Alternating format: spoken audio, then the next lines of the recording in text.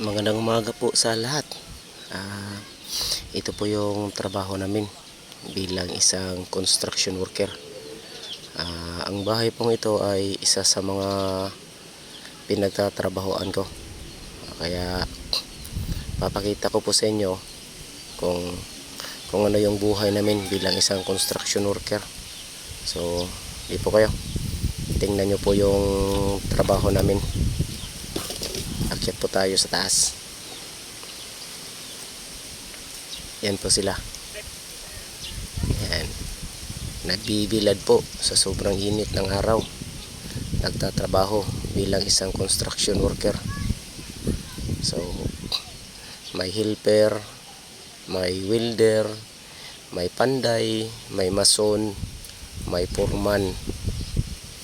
Yan po, mga posisyon nila bilang isang construction worker. Kaya pag sinabi nyo pong construction worker, kasali na po lahat dyan.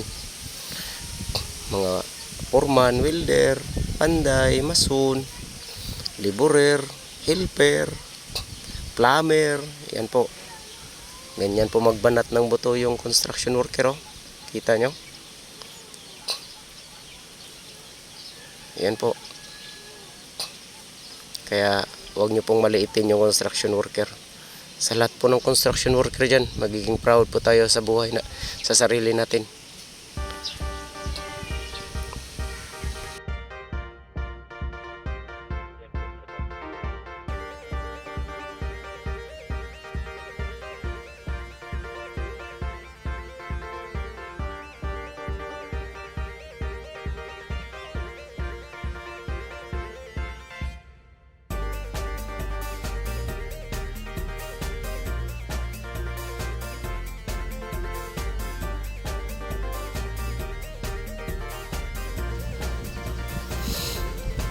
So guys, isa rin yan sa mga tinatrabaho naming bahay. Yan yung tinatawag nila na ayaw daw nila sa construction. So construction worker po may gawa niyan. Papaintindi ko po sa inyo mamaya. Good day po sa lahat. Ako po si Kuya Titing, and nais ko lang po ipaabot yung mga ma'am na nagko-content about construction worker. Ganito po kasi nangyari, ma'am. Ginamit nyo kasing term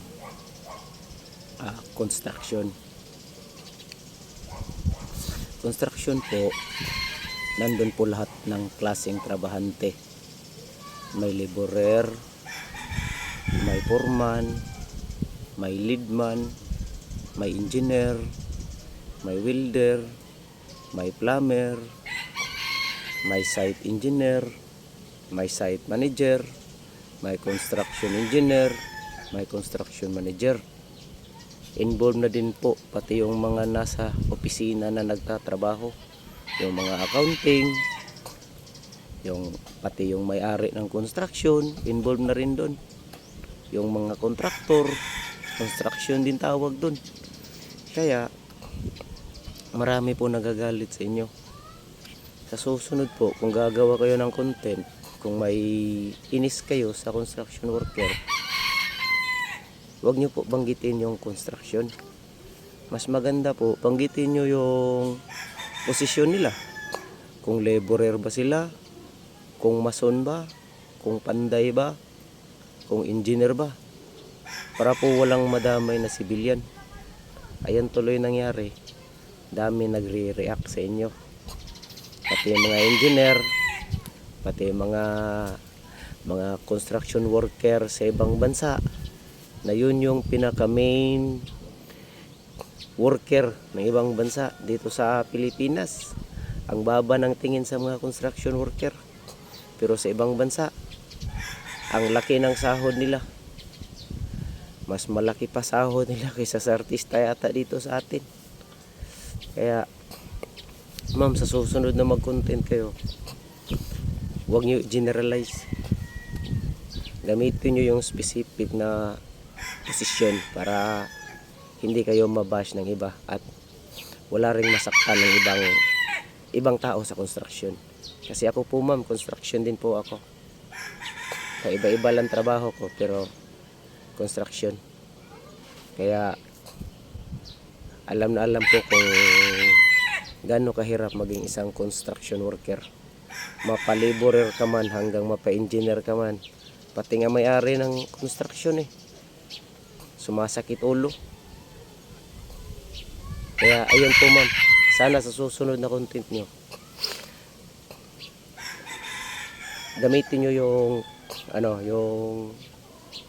anong posisyon ng taong kinaiinisan nyo para wala pong madamay ng iba. So, ingat po kayo palagi. God bless and enjoy.